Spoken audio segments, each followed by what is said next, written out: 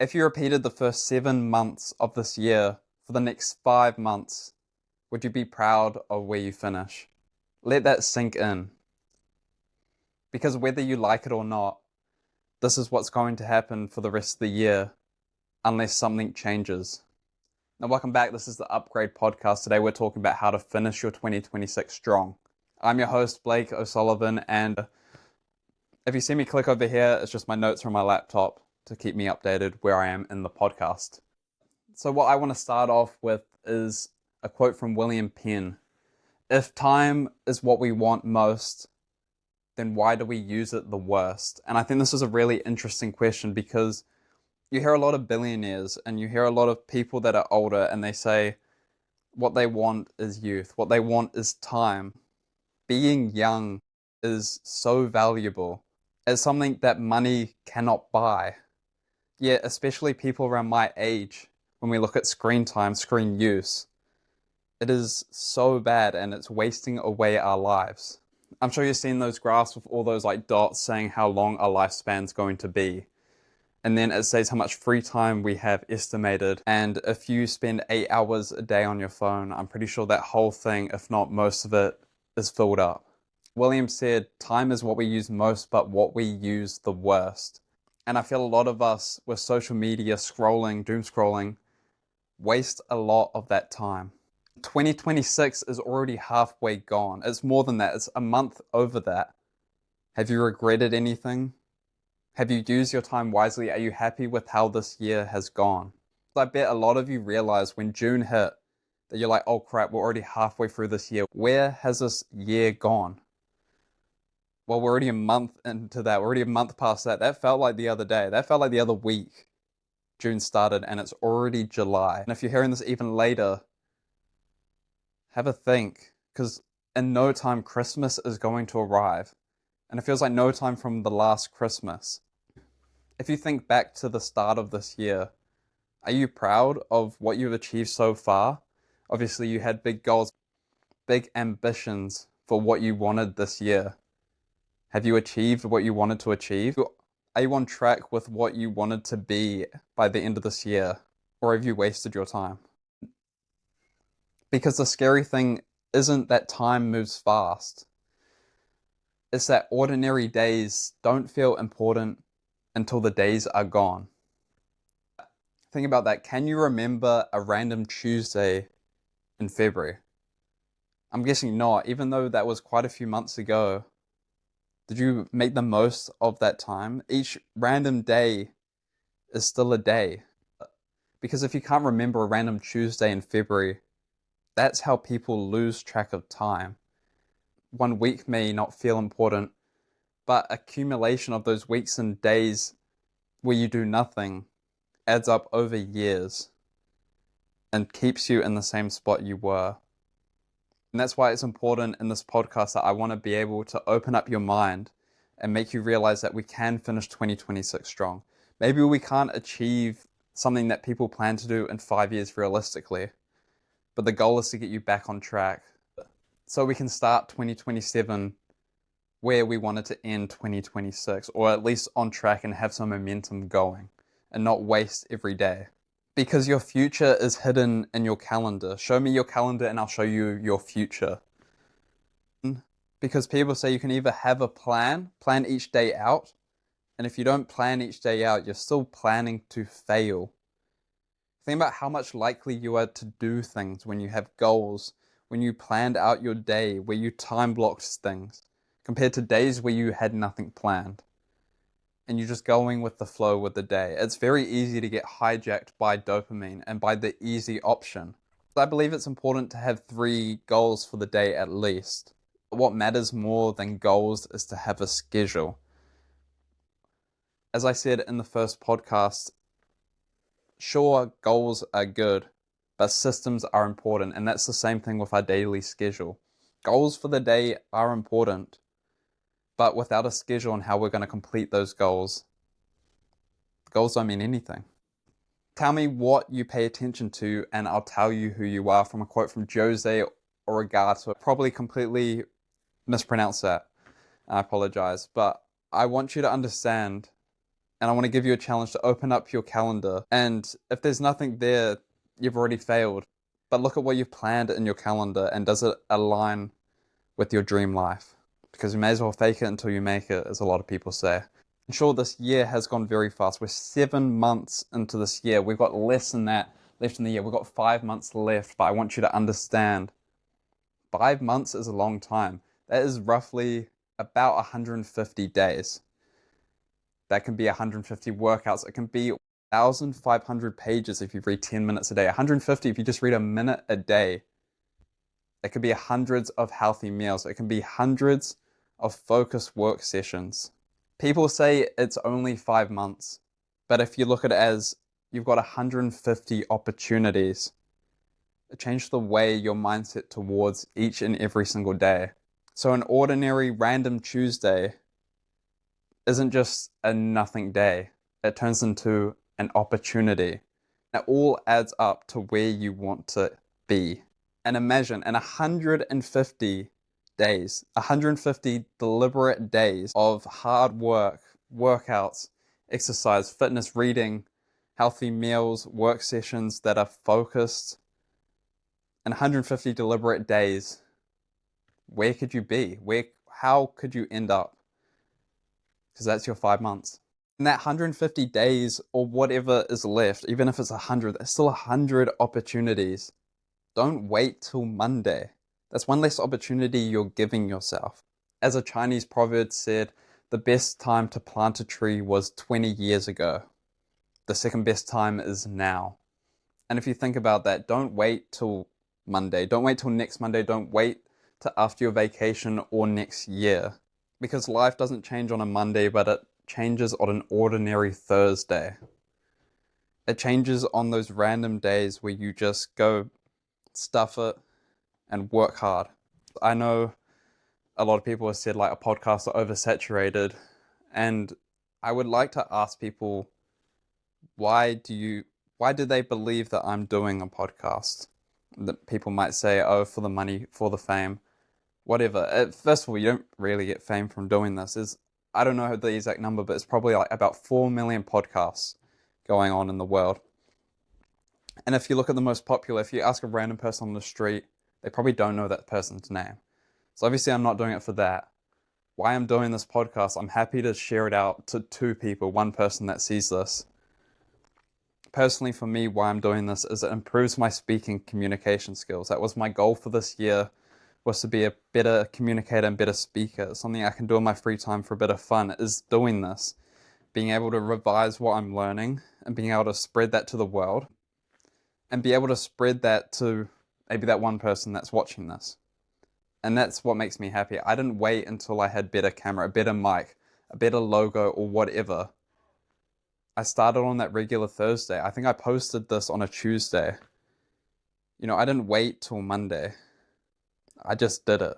Because every action you take is a vote for the type of person you want to become, from James Clear. Every workout you do is a vote for how healthy, longevity, and better you feel. Every scroll you do is a vote for you becoming a doom scroller, wasting your days away. Every healthy meal or unhealthy meal is a vote for the type of person you are. Every excuse you make and every conversation you have is a vote for the type of person you wish to become. You see it or not, but these tiny actions end up leading to the big result. So who are your actions voting for today? And even if you look at your environment, your room, maybe your lounge, maybe the area you spend most time in, what is the thing that stands out? What is obvious in your environment for you to do? And that might lead up to where you end up. If it's in your bedroom, even an environment can be your friends. Maybe it's the way your phone is designed. If TikTok's right there to press, you might be spending a lot more time on TikTok. Even if you have it grayscaled, you're probably less likely to have a higher screen time. If you have a TV in your room, it's easier to access. So have a look at your environment, if that's your people you surround yourself with, and the environment you are living in or surround yourself in. Does that environment make discipline easier or harder? Because you don't need to rise to the level of your goals, but because you Because as I said in the first episode, you do not rise to the level of your goals, but you fall to the level of your systems, by James Clear once again. Environment is really important where you set yourself. If where you work is in a bedroom, is that easier or harder for you? Do you need to go to a library to be able to get some work done? I know a lot of people have to be in that kind of environment. Depends on you personally, it's not the same for everyone. We've talked a lot about what can be. Don't waste your second chance. This is your second chance of the year to get yourself back on track. In January, you said, I'll change this year. July's around now, and I'm sure you're saying, I'm going to start on Monday. And January's going to come back around, and it's going to loop, and nothing's going to change. So how many New Year resolutions are you willing to repeat? Are you going to stay in the same place, or are you actually going to make a change? I don't know what that is for you. Obviously, for me personally, if I look at the communication side, throughout this year, I've been reading a lot of books on communication. I've been reading the book How to Win Friends and Influence People. I've also read the book that's just actually down here. It's called The Next Conversation by Jefferson Fisher. It's good having that knowledge, but being able to actually apply it is what's been the biggest game changer for me. And this is why I've been doing this podcast. I decided to do it because I'll be able to improve my speaking, my articulation, and I know it's bad right now. And it's my third podcast, like it's not meant to be good right now. But my goal is for maybe 2 years, my speaking is really good by doing this consistently, because I see this as an obvious thing to do for the extraordinary amount of time. And momentum beats motivation. Motivation's an interesting one because there's 3 different things that people get mixed up with motivation. There's motivation, discipline, and obsession. Motivation is something that you might watch a video or you might feel motivated for a very short period of time, but when you wake up the next morning, that motivation has disappeared. And that's where a lot of people rely on discipline, which discipline is not you either have it or you're not, but it's how bad you want it. And if you don't want it bad enough, you're not going to be disciplined for it. And a lot of people struggle with discipline, and especially with the environment people put themselves in nowadays. Especially having phones, having the dopamine so easy to have nowadays, it's hard to have discipline, and it's something that is trained with willpower over time, I believe. Personally, for me, probably my first time discovering discipline was doing this challenge in December. It's on my YouTube called Be Lake. And I did a 4-episode series of where I tried to run 100 kilometers in 30 days. It was week 1, 2, 3, and 4. And I ended up doing it. But I remember about 3 weeks in, the motivation kind of stopped and I didn't want to do it anymore. But I sent a video. I don't know if it's still up, but if it is, the thumbnail's got a big yellow discipline. And that's when I first realized what discipline was. It was because if I wasn't doing that video, that series, I wouldn't have completed that challenge. But because I had a second reason on why to do this running, I pushed through it, I woke up and I ran anyway. It wasn't about if I wanted to or not. It became doing it, regardless. And I pushed through it, I got the 100 kilometers, you can see how on the YouTube. But that was a real test, and I would say that was a huge moment in my life, because I've never been able to stick to working out. And in February, I decided to start working out. And my goal was to work out 5 times a week. Right now, I do it 3 to 4 times a week. And it wasn't about motivation. It turned into being consistent. And there's days where I don't want to work out. Right now, I've got a back injury. I didn't want to do an upper body workout. I had excuses in my mind, but I decided to do it anyway. I don't have to use the heaviest weights. I can use lighter weights. It didn't become how much muscle can I put on when progress is really slow, but it turns into doing it anyway.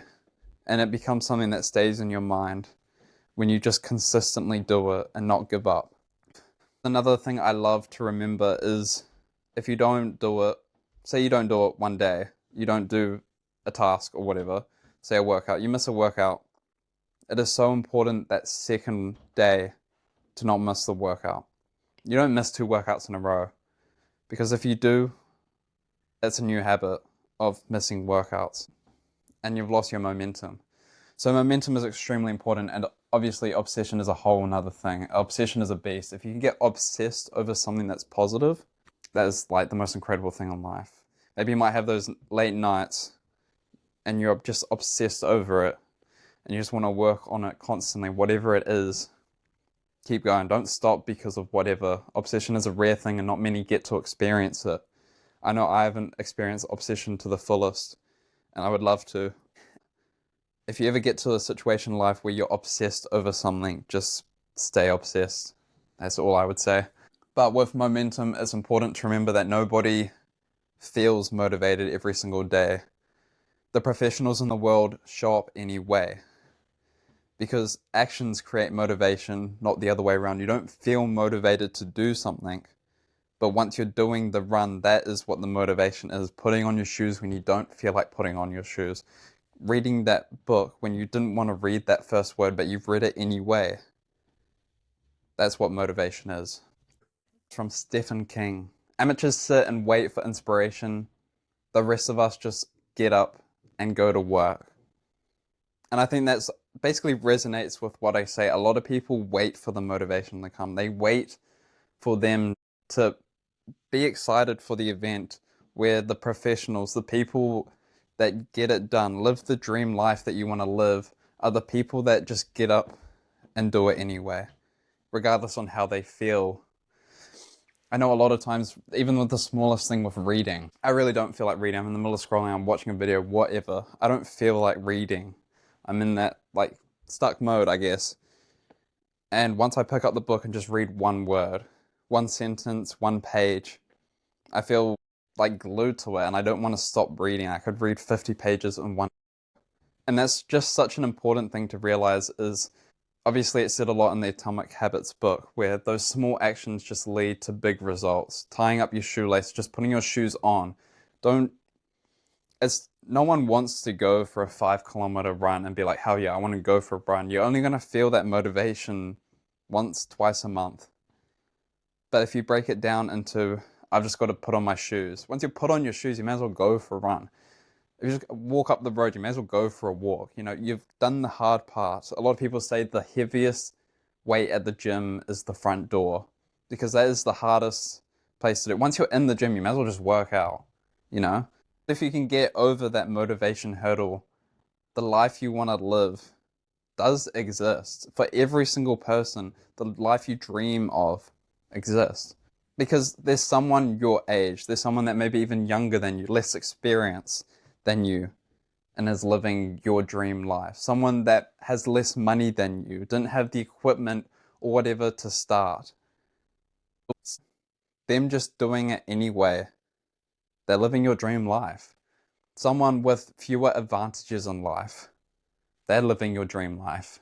So why not you? Don't guilt people, challenge them. And something I want you to do, unless you're driving, don't do this if you're driving.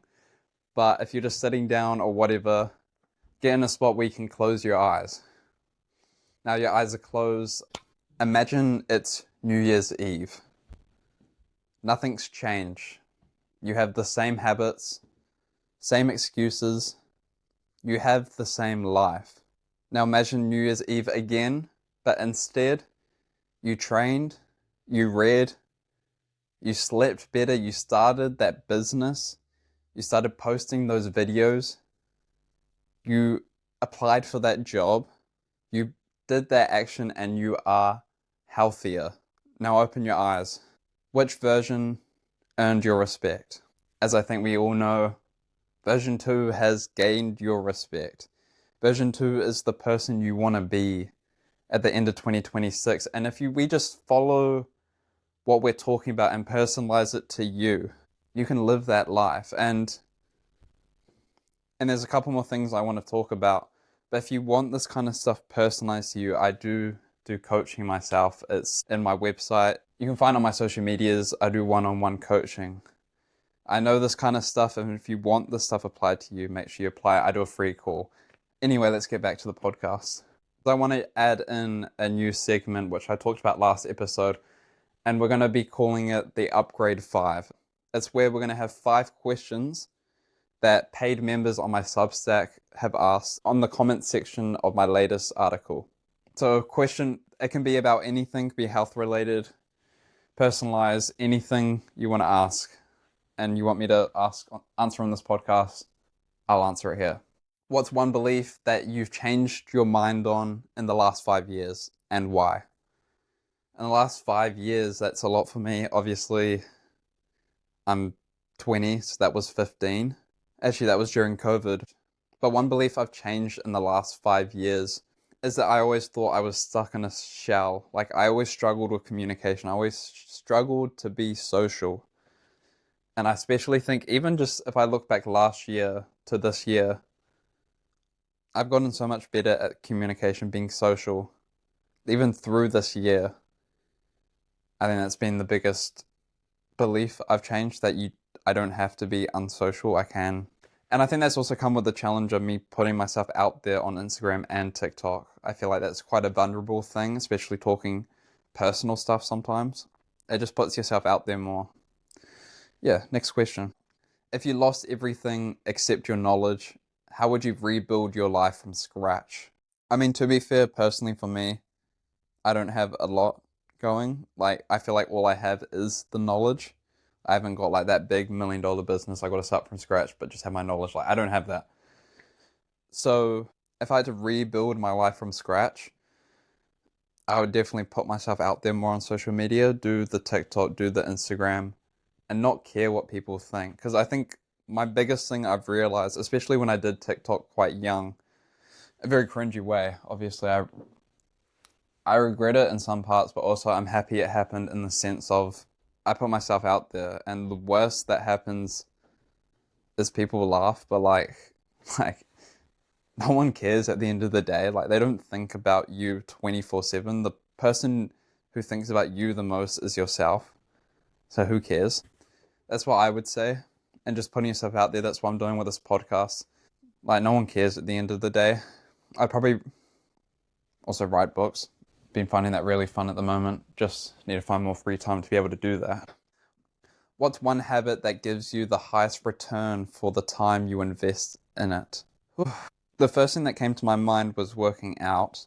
And I think that's can be right in the sense of, if I look over the last, I've been working out for almost 5 months consecutively, and I see a huge amount of output from what I looked like 5 months ago to what I look like now. It's a humongous difference. And I think that's wrong to think with you can get that kind of result in a week, 2 weeks, a month. You're literally, even 3 months, you don't see the biggest difference.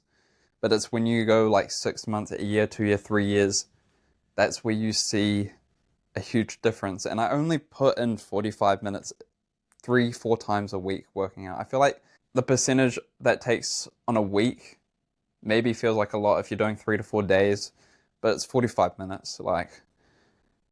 But when you think about that over 6 months, it feels like it's just a tiny portion of my day that happens just over half a week, you know?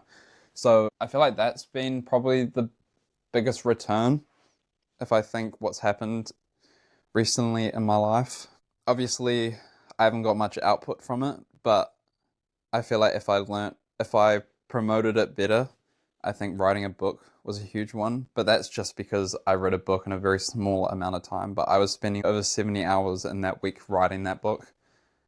But I mean, now I've got that book forever, so I'm really blessed I did that. Yeah, if I had to think of a habit, it'd probably be exercise. And I know that's harder for some people than others. But I think when you add it up for the long period of time, even if you're a female and you want to do Pilates, that is such a huge thing will accumulate over the next 6 months. You'll become basically unrecognizable. So I think that's definitely the biggest thing, just your health. If you could guarantee success in one area of your life, but you had to fail in another, which would you choose and why? I mean, the success one is easy for me. I would say this whole social media thing, if I could get success from me doing the coaching to having a social media presence, which I don't want to be like an influencer, but just having an influence is a big thing for me. And this podcast, like doing this kind of stuff, if I could get this success from doing this and be able to make a living from doing this, that would be huge. And if I had to fail in another area of my life, ooh, I don't know how broad I'm allowed to go, or how, because if we go to success, if I could have success, maybe I would just want it one way or the another. Like if I had the whole like podcast speaking thing, if I go around doing speaking and workshops and stuff, I'd choose success in that. But then if I had to, but then I would say fail in the coaching. So then I'd just spend more time on the other, and or I'd switch it around where success in the coaching and not so much in this, so I could spend more time on the coaching. I guess, but I would also say that because then I would have more clarity and more time to focus into one thing instead of doing such a broad thing. But I just want to know what I enjoy doing, and I have free time which I spend doing this instead of wasting my time. And last question is, imagine your 80-year-old self could give you one piece of advice today. What do you think they would say? 80-year-old self, give me one piece of advice today. It would either say travel more and enjoy life more, or it would say go 100% into this and don't go 60% into what I'm doing, but go 100% into what I'm doing. Final quote of the podcast that I want to leave this podcast on is from H. Jackson Brown Jr. In the confrontation between the stream and the rock, the stream always wins. Not through strength, but through persistence. I love that quote. Because the stream never gives up, the stream never stops. Even if it's a small stream, it keeps going. And that thing that keeps doing the obvious thing for an extraordinary amount of time will always win. Keep flowing.